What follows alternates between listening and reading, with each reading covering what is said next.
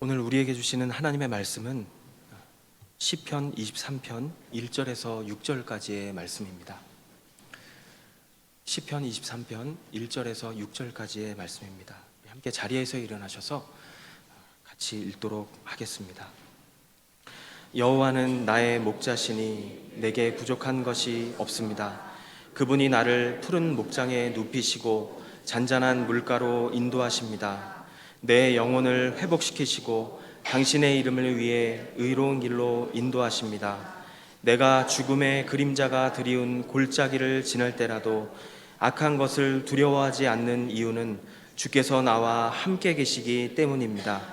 주의 지팡이와 막대기가 나를 지키시고 보호하십니다. 주께서 내 적들 앞에서 내게 상을 베푸시고 내 머리에 기름을 부으셨으니 내 잔이 넘칩니다. 내 평생의 선하심과 한결같은 사랑이 진실로 나와 함께 하실 것이니 내가 여호와의 집에서 영원히 살 것입니다. 아멘.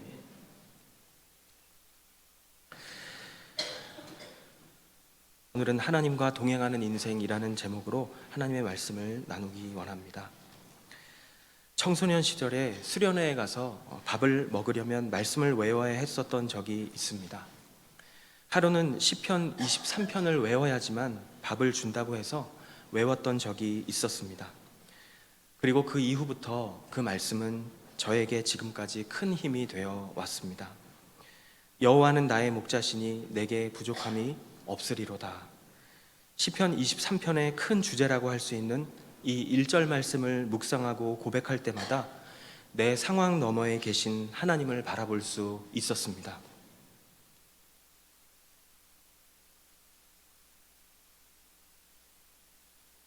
그렇게 시편 23편은 제 삶에 들어왔습니다. 아마도 이 시는 다윗이 사울의 박해를 피해서 도망 다닐 때 지은 시일 것이라는 이야기가 있습니다. 혹은 그의 말년에 지은 시일 것이라는 그런 이야기도 있습니다.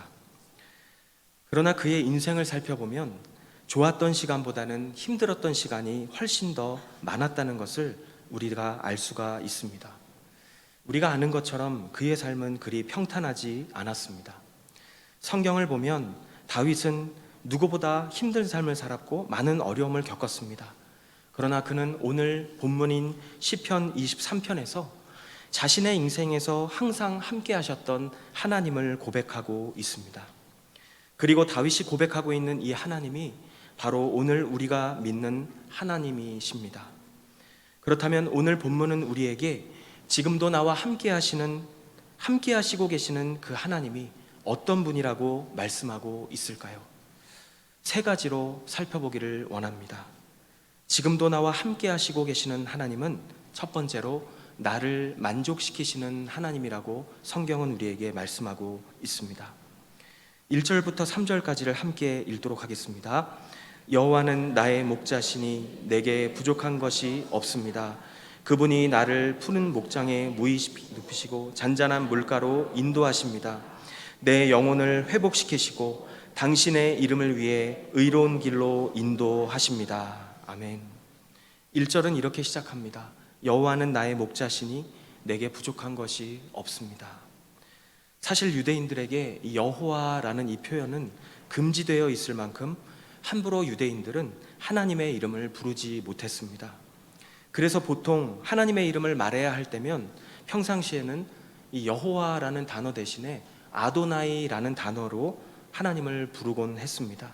바로 주인이라는 뜻입니다. 그럼에도 불구하고 성경에서 하나님을 여호와라고 부를 때에는 특별한 의미가 있습니다.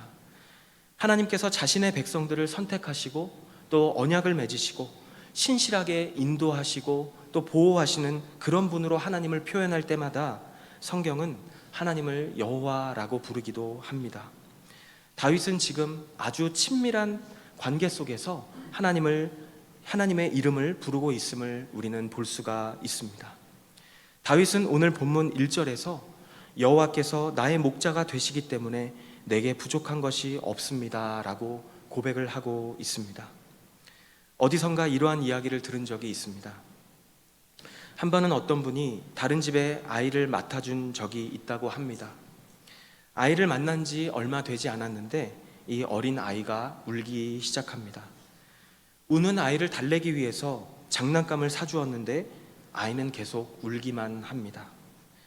맛있는 간식을 사주었는데 잠시 울음을 그치는 것 같아 보였지만 또다시 울기 시작합니다. 재미있는 놀이기구를 구경시켜 주었지만 그것도 잠시일 뿐 저녁이 되자 다시 울기 시작했습니다. 이분이 깨달았습니다. 그래서 결국 엄마에게 전화를 걸었습니다. 그러자 아이의 울음이 그쳤습니다. 그리고 얼마 되지 않아서 엄마가 왔습니다. 엄마 품에 안긴 아이에게 묻습니다. 나를 따라오면 멋진 선물을 주고 맛있는 거 사주고 신나는 곳에 데려갈 건데 같이 갈래? 그러나 엄마 품에 안긴 이 아이는 더 이상 쳐다보지도 않습니다. 더 이상 필요한 게 없기 때문입니다. 엄마만 있으면 됩니다.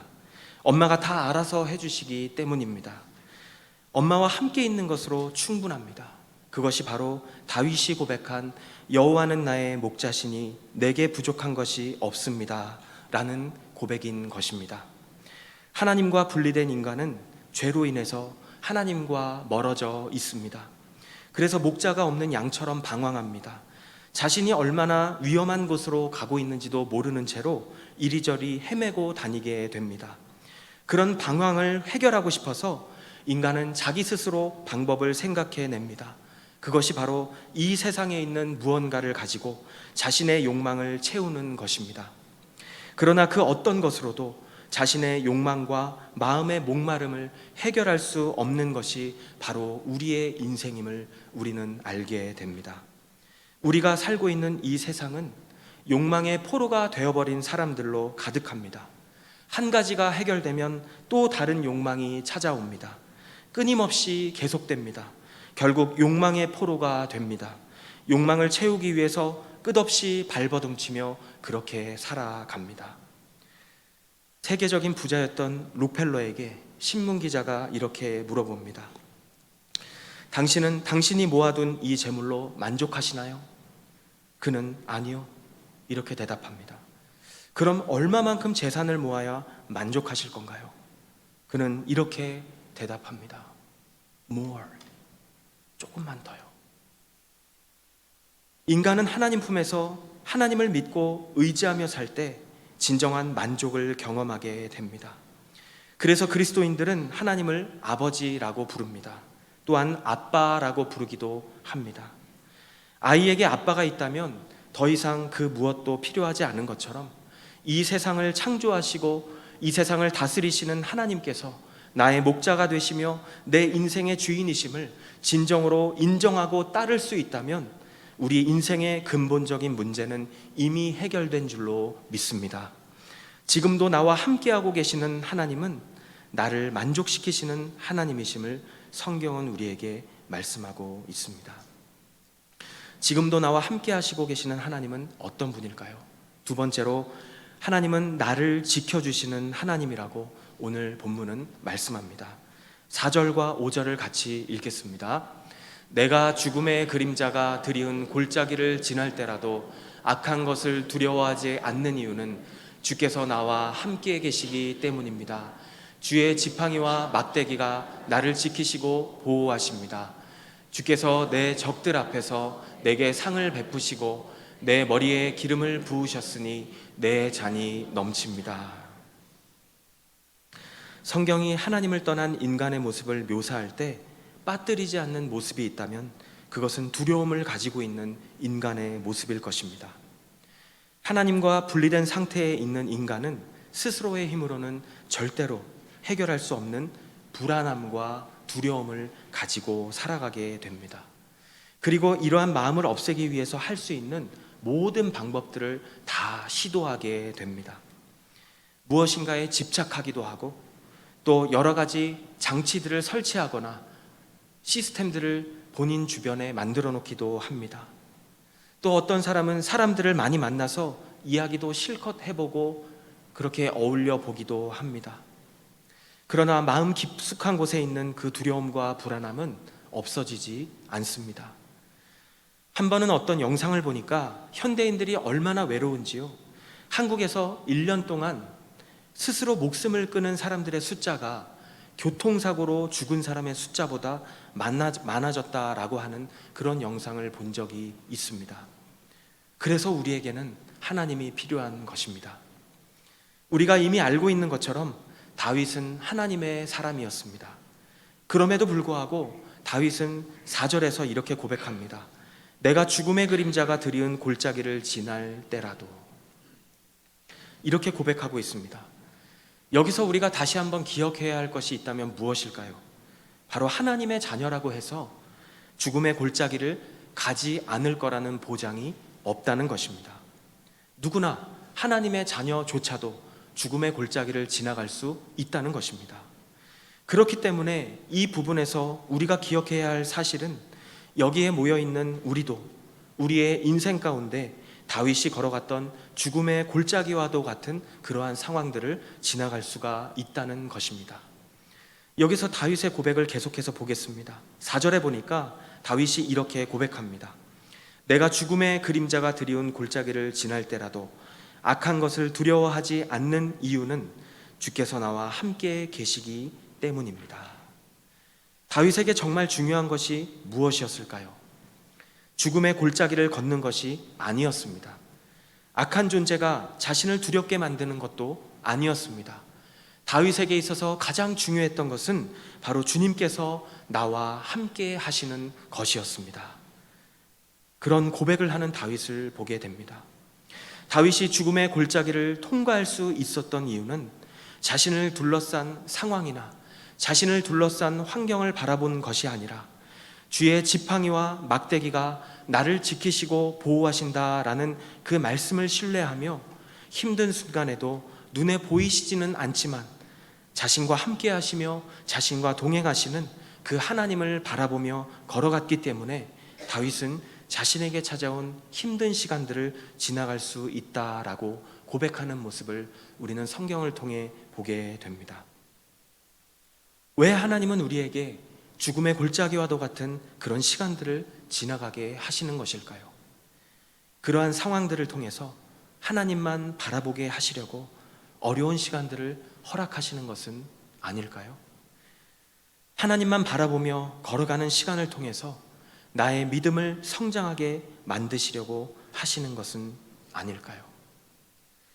야고보서 1장 2절에서 4절은 우리에게 이렇게 말씀합니다. 내 형제들이여 여러 가지 시험을 만나거든 온전히 기쁘게 여기십시오. 여러분이 알다시피 여러분의 믿음의 연단은 인내를 이룹니다. 인내를 온전히 이루십시오.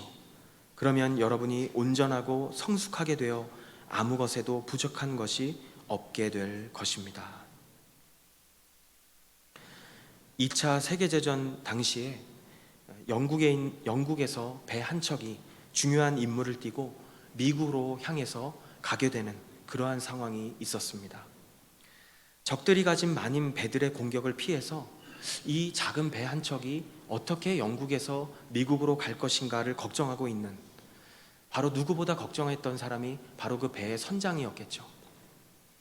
그 선장에게 상관이 이렇게 말했습니다. 당신이 위험에 처할 때마다 이 비밀 신호를 사용해서 무전을 치면 답을 받게 될 것이오. 선장은 이 말을 듣고 험한 바다로 조그만 배를 타고 나갔습니다. 갑자기 적의 배들이 많이 보였습니다. 그는 다급하게 무전을 쳤습니다. 조금 있다가 이런 답이 왔습니다. 다 알고 있다. 우리도 적을 보고 있다. 그러나 우리가 당신 곁에 있음을 잊지 말 것. 여러 번 이런 무전을 주고 받았습니다. 선장은 무전을 주고 받으면서 그 가운데 용기를 잃지 않았고 무사히 항구에 도착하게 되었습니다. 마침내 배가 항구에 들어왔을 때 선장은 자신이 탄 배의 뒤쪽에서 또 다른 배 한 척이 따라오고 있는 것을 발견했습니다. 바로 잠수함이었습니다. 이 잠수함은 처음부터 그가 탄 배를 보호하면서 따라왔던 것입니다. 지금도 나와 함께하고 계시는 하나님은 나를 지켜주시는 하나님이심을 성경은 우리에게 말씀하고 있습니다. 세 번째로, 지금도 나와 함께 하시고 계시는 하나님은 어떤 분이라고 성경은 말씀하고 있을까요?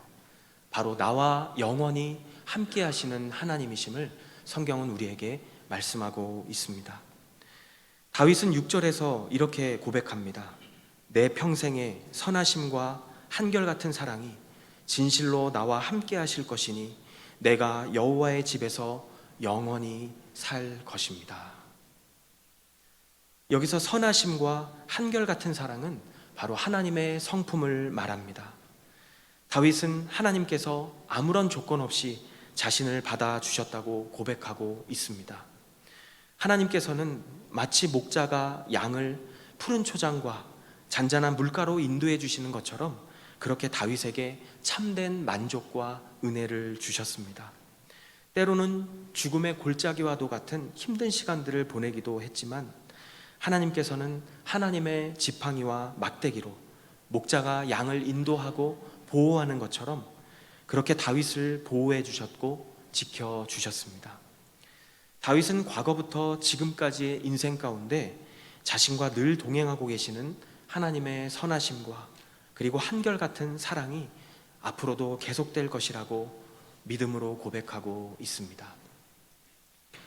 그러면서 고백하는 것입니다. 내가 여호와의 집에서 영원히 살 것입니다. 여기서 여호와의 집은 다윗이 살던 그때 당시에 예루살렘 성전을 가리키는 표현입니다. 거기서 한 걸음 더 나아가서 여호와의 집에 영원히 산다라고 하는 이 표현은 하나님과의 깊은 관계를 의미하는 표현이기도 합니다. 자신이 죽은 뒤에도 하나님과 친밀한 관계 속에서 영원히 살고 싶다라고 고백하는 다윗의 마음을 발견할 수가 있습니다. 미국의 한 소년이 암으로 인해서 힘들어하고 있었습니다. 이 아이의 어머니는 너무나 안타까운 마음으로 사랑하는 아들 곁에서 아이를 도와주고 있었습니다. 어느 날 병원에서 이 아이의 살 날이 이제 얼마 남지 않았다는 이야기를 이 어머니가 듣게 되었고, 그리고 그날부터 엄마는 이 사랑하는 아들과 함께 성경을 읽기 시작했습니다. 주로 시편을 읽었는데 그 중에서도 시편 23편을 이 엄마가 아들에게 자주 읽어 주었습니다. 그리고 기회가 될 때마다 이 시편 23편의 내용을 자신의 어린 아들에게 엄마는 설명을 해 주었습니다. 하나님께서 우리의 목자가 되어 주시면 이 세상에서도 좋은 일이지만 나중에 이 세상을 떠나게 될 때 하나님께서 준비해 주신 영원한 집에 갈 수 있기 때문에 하나님이 나의 목자가 되어 주신다는 건 좋은 것이라고 그렇게 아이에게 설명해 주었습니다. 1절에 나오는 여호와는 나의 목자시니, 이 구절이 영어 성경에서는 5단어로 이루어져 있습니다. The Lord is my shepherd. 이 5단어를 엄마는 어린 아들이 잊어버리지 않도록 하나하나 손가락을 붙잡고 아이에게 반복하며 외우게 했습니다. 그리고 자신이 끼고 있던 반지를 빼서 그 아이의 4번째 손가락, 이 마이에 해당되는 이 손가락에 끼워 주었습니다. 그러면서 이렇게 말합니다. 이 반지는 하나님이 너의 목자라는 것을 생각나게 해줄 거야. 하나님이 목자가 되어주시면 너를 천국으로 인도해 주실 거고 우리는 천국에서 다시 만날 수 있어. 엄마가 깜빡 잠이 들었다가 눈을 떴을 때 아이가 자신의 오른손으로 왼손의 4번째 손가락을 꼭 쥐고 누워있는 모습을 보게 되었습니다. 엄마는 사랑하는 아이가 영원한 집을 향해 출발했다는 사실을 알게 되었습니다. 성경은 오늘 우리에게 말씀합니다. 하나님은 나에게 참된 만족이시라고 말씀합니다. 그리고 나를 지켜주시는 분이라고 말씀합니다. 그리고 나와 영원히 함께 하시는 분이라고 우리에게 말씀합니다. 그렇다면 다윗이 만난 하나님, 이렇게 좋으신 하나님을 어떻게 해야 우리가 만나고 경험할 수 있을까요? 성경 이사야 53장 6절에는 우리는 모두 양처럼 길을 잃고 제각각 자기 길로 흩어져 버렸다라고 말씀하고 있습니다. 정말 참된 만족을 경험하고 싶고 누군가의 보호를 받고 싶고 나와 영원히 함께 해줄 누군가가 나에게 정말 있었으면 좋겠는데, 성경은 우리의 실상을 정확하게 드러내고 있습니다. 우리는 다 양 같아서 우리의 힘과 능력과 지혜로는 우리의 목자 되시는 하나님을 제대로 찾을 수가 없다고 말씀하고 있습니다. 그러나 정말 기쁜 소식은 하나님께서 하나밖에 없는 아들 예수 그리스도를 우리에게 직접 보내주셨다는 사실입니다. 우리가 하나님께 갈 처지가 되지 않기 때문에 하나님께서 직접 우리의 목자가 되어주시기 위해서 이 땅에 오셨다는 것입니다. 요한복음 10장 11절에서 예수 그리스도께서는 우리를 향해 이렇게 말씀하셨습니다. 나는 선한 목자다. 선한 목자는 양들을 위해 자기 생명을 내어 놓는다. 예수님께서 우리의 선한 목자가 되어주시기 위해서 죽음을 각오하고 이 땅에 오셨다는 것입니다. 예수님이 왜 죽으셔야만 했을까요? 내 인생을 창조하신 하나님, 인생의 주인이신 하나님을 떠나서 내 마음대로 살아보겠다고 고집을 부렸던 나의 죄 때문에, 그 죄 때문에 더 이상 하나님의 품으로 돌아갈 수도 없고 오히려 하나님께 심판을 받아야 하는 그러한 상태가 되었기 때문에 하나님은 그의 아들 예수 그리스도를 나와 똑같은 인간의 모습으로 이 땅에 보내주셔서 나의 죄를 대신해서 십자가에서 죽게 하심으로 내가 치러야 될 나의 모든 죄값을 나 대신 갚아주셨고, 그리고 그러한 예수님의 사랑과 은혜가 바로 나를 위한 것이었음을 인정하고 믿음으로 그 사실을 받아들이는 모든 사람들에게 다시 그들의 목자가 되어주시겠다고 약속하셨던 그 약속을 지키시기 위해서 예수님은 죽으셔야 했던 것입니다. 이 시간 살아계신 하나님 앞에서 우리의 믿음을 다시 한번 돌아보고 점검해 보기를 원합니다. 만약 우리 가운데 아직 하나님을 내 인생의 목자로 만나지 못한 채로 마음속으로 방황하면서 세상에 있는 그 어떤 것으로 내 마음을 채우려 했던 그런 모습이 나에게 있었다면, 지금까지 내 생각대로 내 마음대로 살아왔던 그 죄를 회개하고 나의 목자가 되어주시기 위해 내 모든 죄값을 십자가 위에서 대신 치르신 그 예수 그리스도를 내 인생의 구원자와 삶의 주인으로 인정하며 따르는 삶을 살겠다고 고백하는 시간이 되었으면 좋겠습니다. 또 어떤 분들은 예수님을 내 인생의 구원자와 삶의 주인으로 영접은 했지만 내 인생의 목자이신 하나님을 신뢰하지 못하고 내 인생을 온전히 주님께 맡겨드리지 못한 분들이 계시다면, 이 시간 목자 되신 주님을 신뢰함으로 자신의 모든 상황을 주님의 손에 맡겨드리는 그런 결단의 시간이 되기를 간절히 소망합니다.